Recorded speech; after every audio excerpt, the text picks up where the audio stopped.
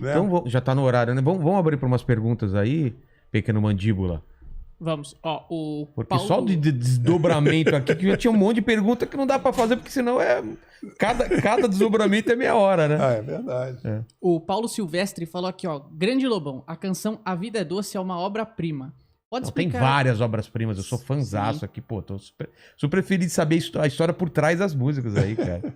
Aí ele falou, pode explicar por que você considera que o Rock in Rio de 85 foi o princípio do fim da criatividade do rock brasileiro dos anos 80? Ah, você tem... Perfeito, eu tenho essa tese. É muito boa essa pergunta. Qual é o nome dele?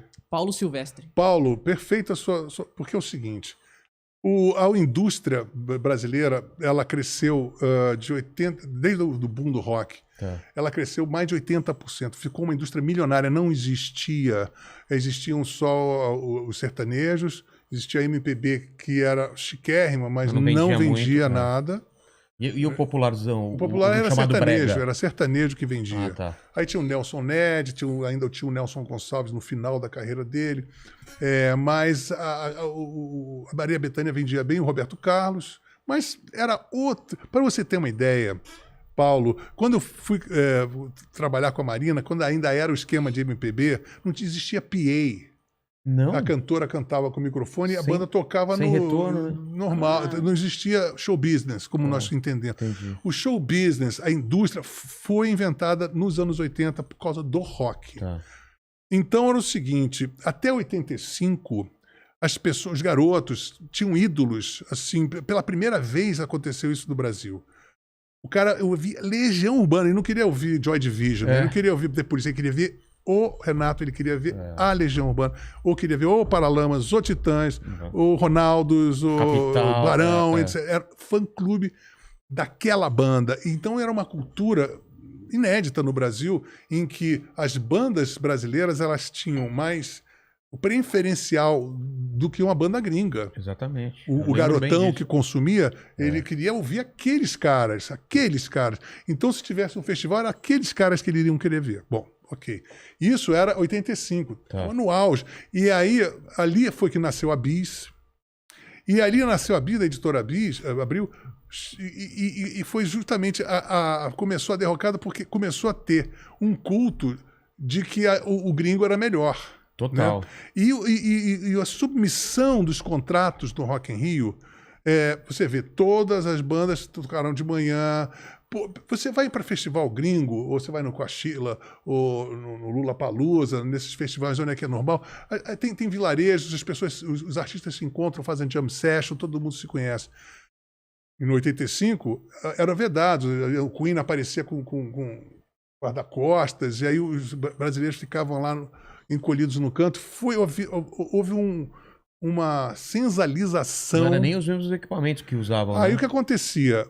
Como foi a primeira exibição grande da música brasileira em contraproposta com a música gringa, e os caras do show business gringo, aí assim, tinha um contrato, que eu vi isso no Rock in Rio depois, quando eu levei as latas, que tinha assim, você só pode 10% do palco, 10% da luz, 10% da potência do som, 10% da visibilidade na imprensa, tudo isso era monitorado.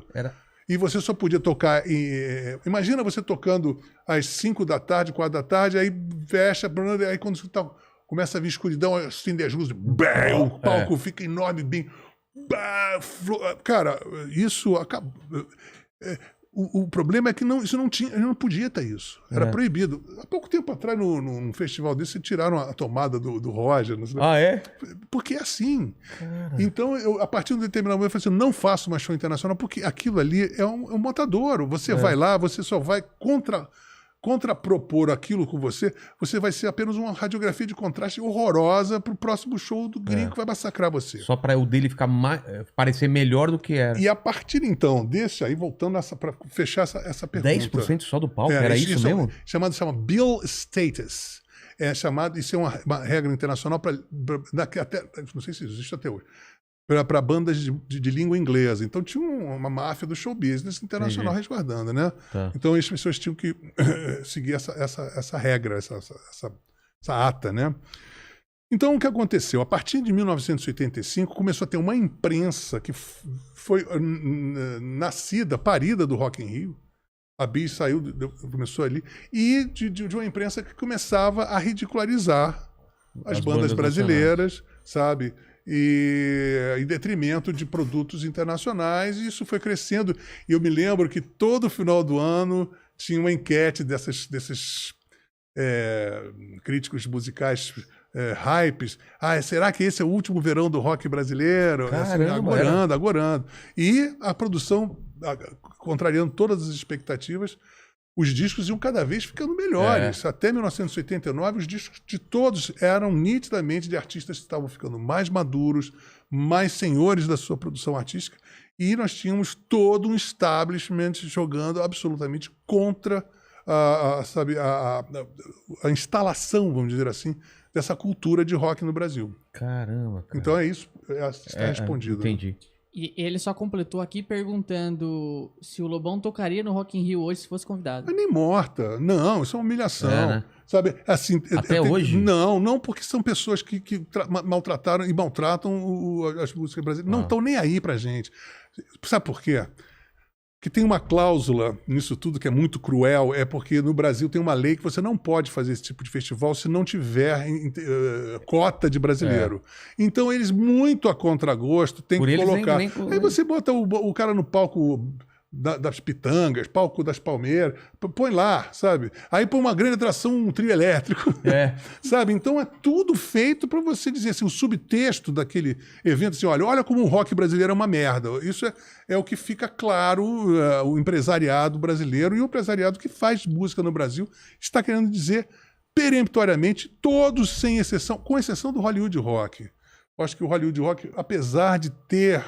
Mas eu consegui ser a maior atração do Hollywood Rock. Foi a única vez que uma banda brasileira foi nomeada pela crítica e pelo público a melhor atração num show que teve Bob Dylan, Rhythmics, Tears for Fears. A gente foi a maior atração entre nacionais e internacionais. Você entrou com a bateria. Isso nunca mais aconteceu. Agora, isso ninguém se lembra. Isso foi apenas um ano antes de eu levar as latas no Rock in Rio, mas todo mundo se lembra das latas. Exatamente. Então é por quê? Porque nós temos toda uma cultura para evidenciar que nós somos uma merda.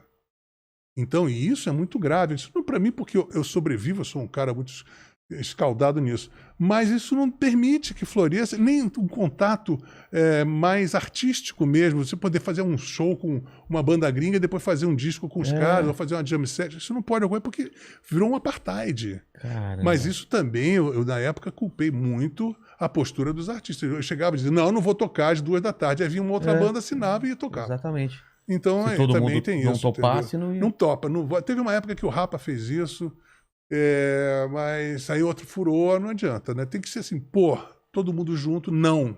Aí não ia ter como realizar o show.